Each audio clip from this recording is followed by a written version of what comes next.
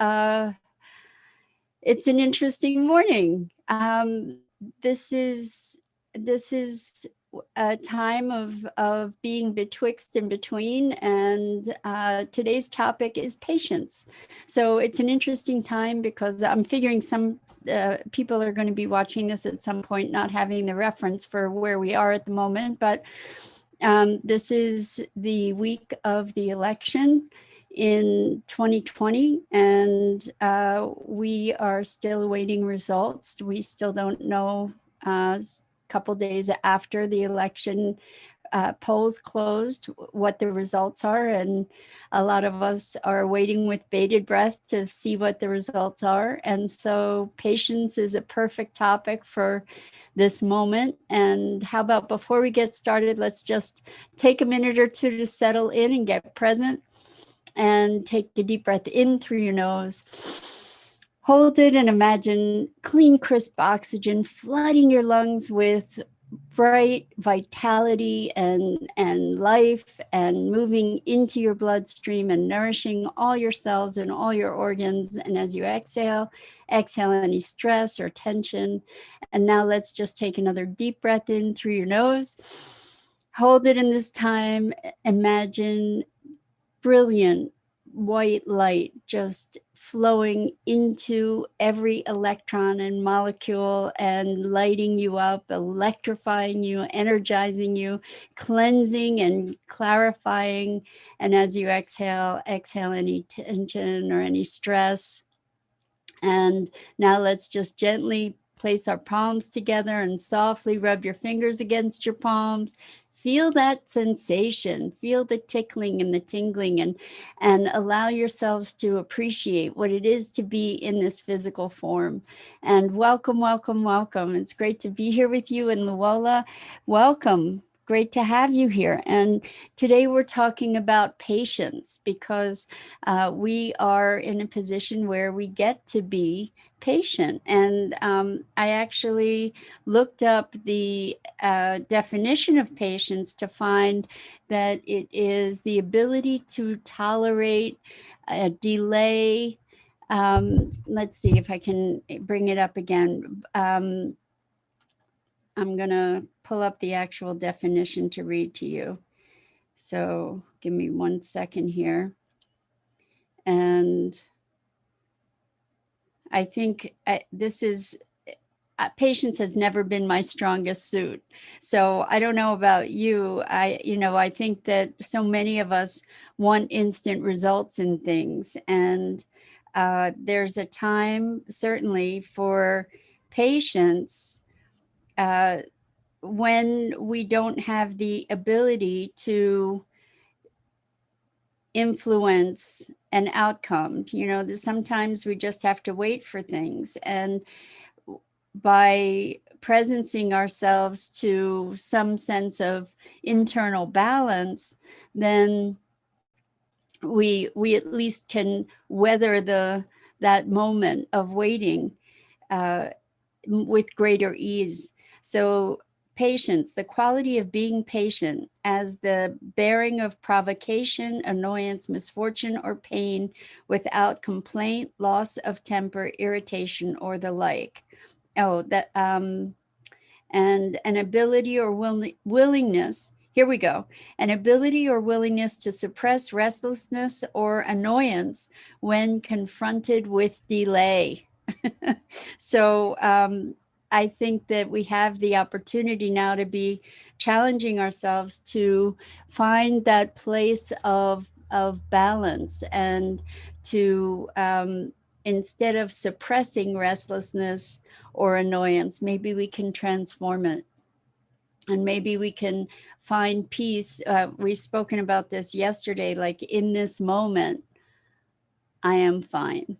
In this moment, I am okay. And we get to bring ourselves present to the moment that we're in, so that we can move forward with more grace and ease and comfort for ourselves, right? So how we can cultivate patience, I'm wondering if you have any kind of special strategies for that. For me, I bring myself present. By bringing myself present, I'm not projecting into the future. I'm not trying to anticipate what's happening. I'm actually allowing myself to be in this moment's experience. And it's interesting because we are looking to create a new future, right? We are growing into an expanded future. And as we're doing that, we are forward thinking in certain ways. And I think it's an interesting balance to find between forward thinking and forward projection. So if we're projecting our anxieties into the future, some people believe that that's realism, and if you project a positive future, people will sometimes say, well, that's pie in the sky, or you're a dreamer, but the truth is there's really no difference between projecting a negative future or projecting a positive future when it comes to the veracity of it, right? Although by projecting whatever we project into the future, we are creating some momentum of energy in that direction. So we do get to be alert to the thoughts and the emotions that we vibrate with, because those frequencies emanate out into the world, right? So patience, what does it look like? Hopefully, true patience manifests as ease, a sense of balance, a sense of presence, and a lack of anxiety, as it was expressed in the definition here, a lack of restlessness and annoyance. So to be tempered, and in this case, to be good tempered or even tempered, right? Goes back to a conversation that I've had so many times with you about the serenity prayer, right? God grant me the courage to, God grant me the serenity. Is it the, oh, geez. God grant me the serenity to accept those things I cannot change, courage to change those things I can, and wisdom to know the difference. So serenity is maybe the counterpart to patience, because when we get to be patient about things we can't change, and when we're moving into impatience, what's the dynamic that's going on there for ourselves? It's anxiety creating, for sure, impatience, and it can be a sense of anticipation that is also part of that dynamic. But how do we bring ourselves present? How do we bring ourselves back to a place of serenity and peacefulness? I think is when we recognize that there are certain things we can't change, that it is going to be how it is until a certain outcome arises, then we maybe can give ourselves the opportunity to relax in the moment, to just sort of say, okay, well, right now is good. Right now I'm fine. Right now, I don't know, and I can be present to the not knowing, and I can allow that and take a deep breath with it, and allow yourself to sort of sink in and feel your feet on the ground, and feel the air of the room around you and bring yourself back into the moment. And with that, with that presencing, there's a, there's a relaxation of the restlessness and the annoyance, ideally, right? And sometimes our heads just go wow, round and round and round and round, and we keep going in circles with the same conversation that generates more anxiety and impatience. So I'm wondering if if you've experienced from a place of impatience, if you've experienced situations where you have had a result that you weren't looking for. So let's say I'm impatient to get something done. I may be rushing through it in a way that creates errors, or maybe even a dangerous situation in some circumstances. You know, if especially like if driving while impatient, not a good thing, right? If I actually noticed this in myself yesterday, and as I settled into it, it was really an interesting experience. I don't know if you guys have had an experience of time sort of warping a little bit, but yesterday for me, every traffic light I stopped at, first of all, I hit every traffic light. Second of all, they all took 5 hours. You know, as I was sitting there, it seemed like an immeasurably long time that I was sitting at each light. And as I realized that it seemed like such a long time, or that I had some anxiety around the length of these traffic lights, I got to breathe. And as I did allow myself to breathe and just sort of sit into that moment, it still felt like a tremendously long time. I wasn't pushing against the time, but it felt like time was just stretching out, and everything seemed to be happening so slowly. It was really interesting. I kind of felt, and I felt different in my body yesterday as well, like kind of felt space being mobile in some way, or being more fluid, and feeling my center of balance in my body was different. And I'm wondering if anybody else has experienced that at all. I know that we are having um, many different energetic forces and shifts and transformations happening for so many of us, and planetarily. I'm wondering if anybody else is experiencing these things physically and temporally.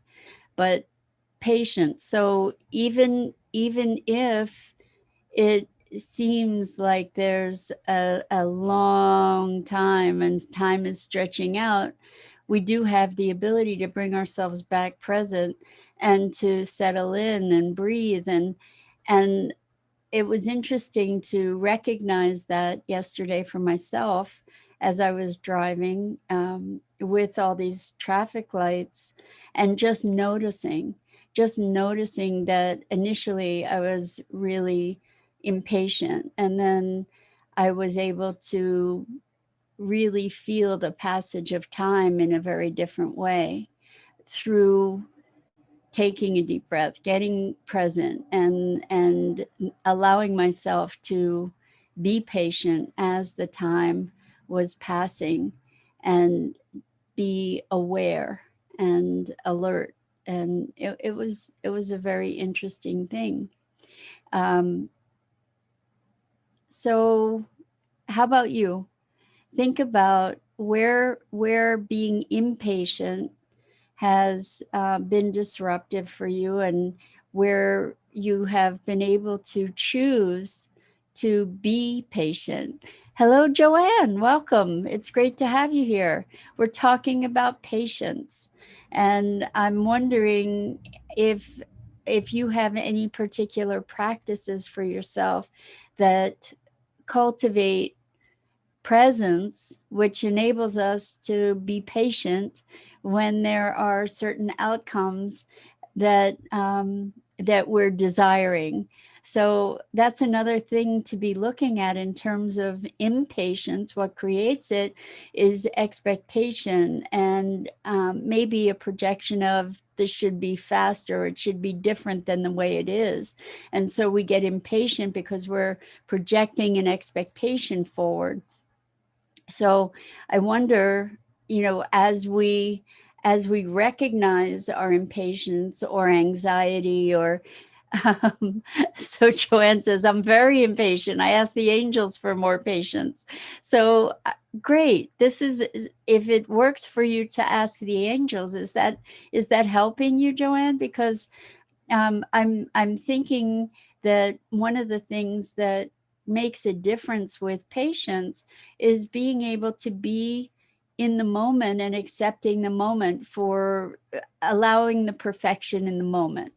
So rather than wanting things to be different, because that's kind of at the crux of impatience, is wanting things to be different than they are. I want things to be faster. I want to be done with this. I want to be there already. I wish that my life were already at that place, and I am resisting. That's the other thing around a lack of patience, is resisting the way that things are right now. And Joanne says, yes, helps me. And exactly, it's being present in the moment that is key. Absolutely. Absolutely. Because when we can bring ourselves back, and thank you for your input.